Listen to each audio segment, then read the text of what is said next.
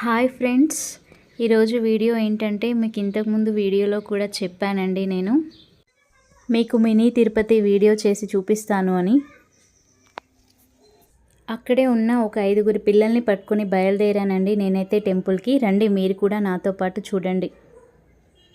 మనం వెళ్ళాల్సిన main temple కన్నా కాస్త ముందుగానే ఇక్కడ రాధాకృష్ణ టెంపుల్ అయితే ఉందండి. పిల్లలందరూ ఇక్కడ రాధాకృష్ణ టెంపుల్ ఉంది అని చెప్పేసి నన్ను అక్కడికైతే తీసుకెళ్లారు. కాకపోతే అక్కడ డోర్ అయితే క్లోజ్ చేసి ఉంది. అయినా ఏం పర్లేదు, లోపల ఉన్నటువంటి విగ్రహాలని మనం చూడొచ్చు. చూడండి రాధాకృష్ణులు ఎంత అందంగా ఉన్నారో.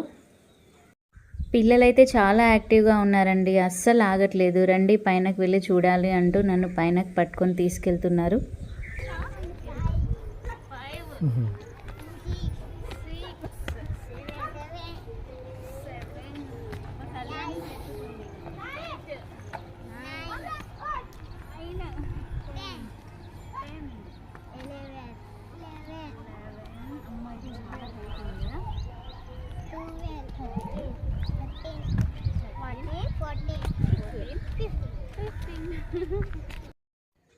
చూశారు కదండి, 15 స్టెప్స్ అయితే ఉన్నాయండి. కొండ మీద ఉందండి ఈ టెంపుల్.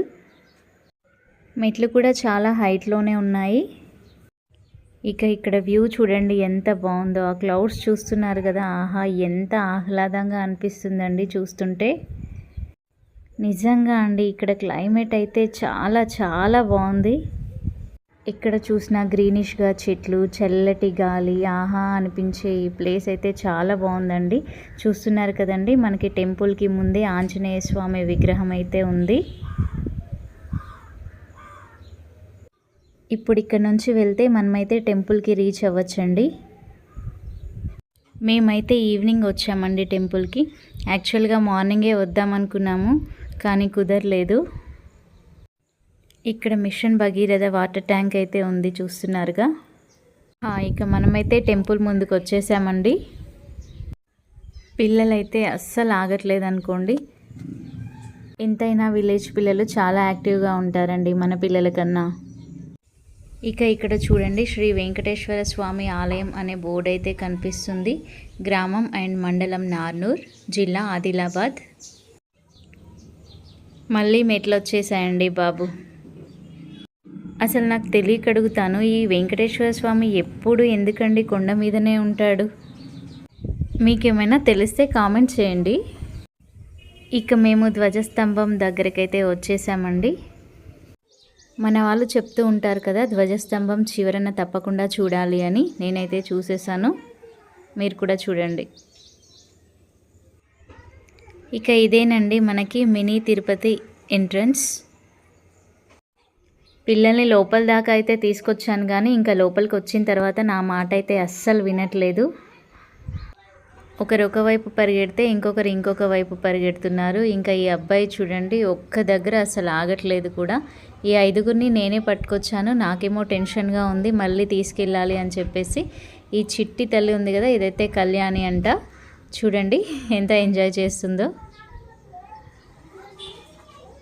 ఇక ఆ పెద్ద పిల్లలైతే చాలా ట్రై చేస్తున్నారు కానీ అందట్లేదు. ఆ చిన్న గంటను కొట్టడం మానేసి గంటనే ఊపుతున్నారు. ఇక్కడ ఉన్న రామాలయం కూడా క్లోజ్ చేసే ఉందండి. లోపల చూస్తే మనం రాముడు, సీత ఇంకా లక్ష్మణుడు విగ్రహాలను అయితే చూడొచ్చు. ఈ అల్లరి పిల్లోడు గంట కొడితే పక్కన ఉన్నటువంటి కోతి చూడండి ఎలా ఎగురుతుందో. సీతారాముల దర్శనం అయితే కంప్లీట్ అయింది. పదండి నెక్స్ట్ ఏ గుడి ఉందో చూద్దాం. ఇక్కడైతే గుడికి సంబంధించిన భజన, అన్నదానం, పూజా కార్యక్రమాల వివరాలు అయితే ఉన్నాయండి. ఇప్పుడు మనం చూస్తున్నది శ్రీ విఠలేశ్వర స్వామి ఆలయం అండి. గుడి చుట్టూ ప్రదక్షిణలు చేస్తున్నప్పుడు నేను ఈ వ్యూని అయితే అసలు వీడియో తీయకుండా ఉండలేకపోయానండి. ఎంత అందంగా ఉందో చూడండి. అక్కడ పంట పొలాలు, పైన కొండ నుంచి చూస్తుంటే ఊరంతా కనిపిస్తుందండి మనకి. ఎంతైనా పల్లెటూరులో ఉండే అటువంటి ఈ అందాలు సిటీలో ఎక్కడుంటాయి చెప్పండి. నిజంగా ఈ క్లైమేట్ చూస్తుంటే అనిపిస్తుందండి, సిటీలో బతికే వాళ్ళకంటే ఈ విలేజ్లో బతికే వాళ్ళు ఒక 10 సంవత్సరాలు ఎక్కువ బతుకుతారేమో అని. పిల్లల్నైతే వాళ్ళ అమ్మ వాళ్ళతో చెప్పి తీసుకొచ్చాను కానీ వీళ్ళు అస్సలు నా మాట వినట్లేదు. ఇక మెయిన్ టెంపుల్ చూడండి ఎంత బాగుందో కదా.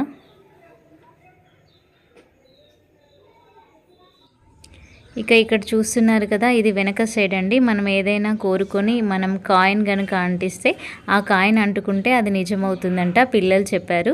సర్లే అని సరదాగా నేను కూడా ట్రై చేశాను. అదైతే అతుక్కోలేదండి. ఆదిలాబాద్కి దగ్గరలో ఉన్న వాళ్ళంతా తప్పకుండా ఈ టెంపుల్ని చూడడానికి ప్లాన్ చేసుకోండి. ఇక్కడ దేవుడు కూడా చాలా మహిమగలవాడని అందరూ చెప్తున్నారండి. ఇంకా వెంకటేశ్వర స్వామిని దర్శించుకునే ముందు మనం ఒక్కసారి శివుని దర్శించుకుందామండి. వీళ్ళందరూ కూడా మహాదేవ్ టెంపుల్ ఉంది రండి అని చెప్తున్నారు. మనమైతే శివుడు శంకరుడు అంటాం కదండి. మీరేమంటారో కామెంట్ చేయండి. నంది కొమ్ముల్లోంచి మనం శివలింగాన్ని చూస్తే మంచి జరుగుతుందని చెప్తారు కదండి. నేనైతే అదే చేస్తున్నాను చూడండి. నాకన్నా ఈ పిల్లలకైతే చాలా ఎక్కువ తెలుసండి. ఆంటీ చెవిలో ఏదైనా కోరుకోండి, బాగా జరుగుతుంది, మీకు మంచి జరుగుతుంది అని చెప్తున్నారు నాకు. చూస్తున్నారు కదా ఫ్రెండ్స్ వీళ్ళ అల్లరి. రండి ఇక మనం శివలింగాన్ని కూడా దర్శించుకుందాం. ఈ గుడిలో ప్రతి శుక్రవారం అన్నదాన కార్యక్రమం జరుగుతుందండి. ఆ రోజైతే భక్తుల రద్దీ చాలా ఎక్కువగా ఉంటుందని ఇక్కడ వాళ్ళు చెప్తున్నారు. ఇక టెంపుల్ లోపల ఎలా ఉందో ఒక్కసారి చూసేయండి ఫ్రెండ్స్. గుడి చాలా విశాలంగా ఉందండి. అయినా నా పిచ్చి కానీ ఏ గుడికి వెళ్ళినా చాలా విశాలంగా ప్రశాంతంగా అనిపిస్తుంది. ఏమంటారు ఫ్రెండ్స్? ఈ ప్రశాంతత కోసమైనా అందరికీ గుడికి వెళ్ళాలి అనిపిస్తుంది.